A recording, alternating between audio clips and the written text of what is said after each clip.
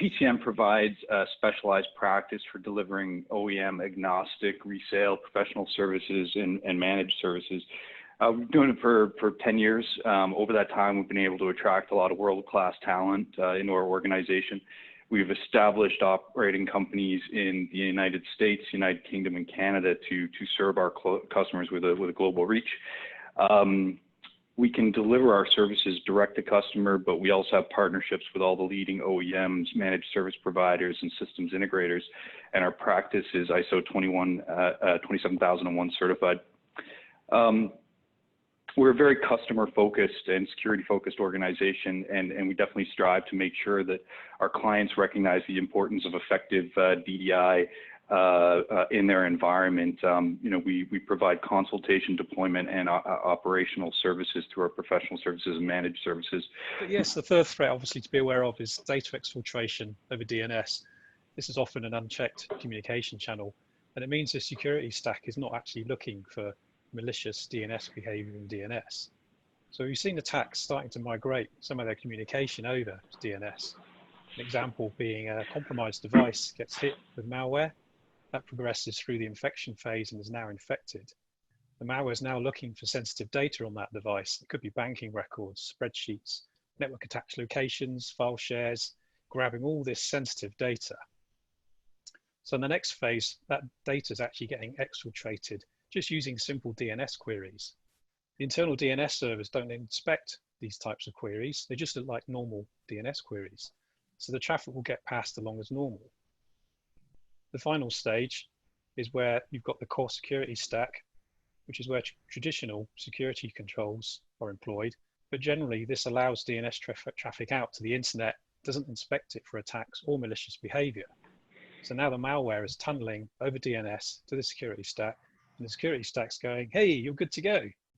The attackers achieve their goal. That data is now being siphoned out over a typically unsecure channel. And we're starting to see attacks use DNS as a data exfiltration channel.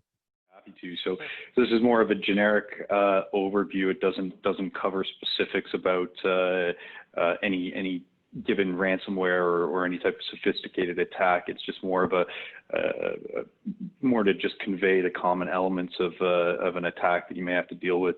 So essentially, the user will get redirected to a malicious website. This can happen a number of ways. We've discussed phishing.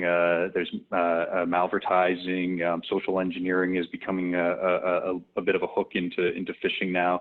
As Bob was mentioning, it can be a little bit more targeted, a little bit more surgical, et cetera. And the user ultimately ends up connecting to a website. Now, as everybody is well aware, that connecting to that website will use DNS for the lookup. Then the malicious site is going to deliver a small amount of code looking for a vulnerability, something that it can attach itself to. A lot of times it's JavaScript or a little bit of Java. It's essentially looking for applications that haven't been patched. The purpose of that code, once it finds a vulnerability, is to launch command control, launch a request, sorry, to its command and control server. Once again, this is where DNS comes into play. Connecting to that command and control server typically requires a DNS lookup. That's how they essentially evade or try to evade detection. The CNC server will respond to the request from the infected system and deliver the malicious payload, which in itself is the actual malware. So now your end device will be infected.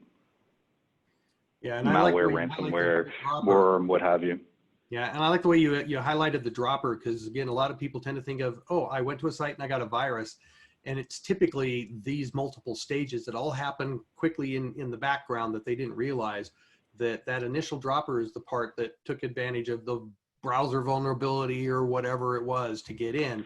But once it's in, they have a lot more access, because then the outbound request to that CNC server looks like it's coming from you, a trusted user on the network.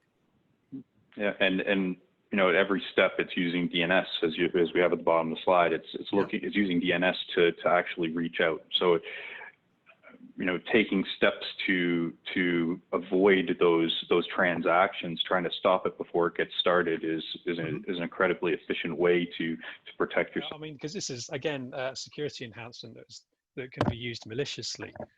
So I don't know if anybody's aware, but there's a couple of security enhancements now being deployed, widely deployed, known as DOT and DOE. So DOT is DNS over TLS, and DOE is DNS over HTTPS.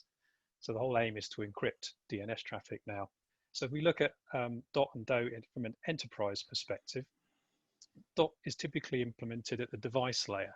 So all DNS communication, regardless of the application, can connect to an external authorized DOT DNS resolver.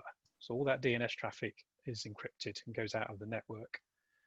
DOE is similar, but it's application specific. So typically this is done at the browser level. And we've seen browsers like Firefox turn on DOE by default now. It's also built into Chrome. And what you're finding is all DNS requests from the browser are now being communicated again to an external unauthorized DOE DNS resolver. So in both DOT and DOE cases, all DNS traffic is now encrypted all the way through the enterprise to these external resolvers. Devices and browsers that use DOT and DOE completely bypass your internal DNS servers, communicating with external DNS resolvers that are not under your control. So IT administrators now have no visibility of the DNS traffic, and any DNS security controls that you've implemented are completely bypassed, providing no protection whatsoever. Attackers can exploit this.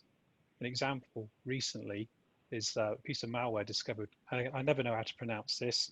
PSIXbot or SIXbot uses DOE to communicate with a command and control server, completely bypassing all security controls.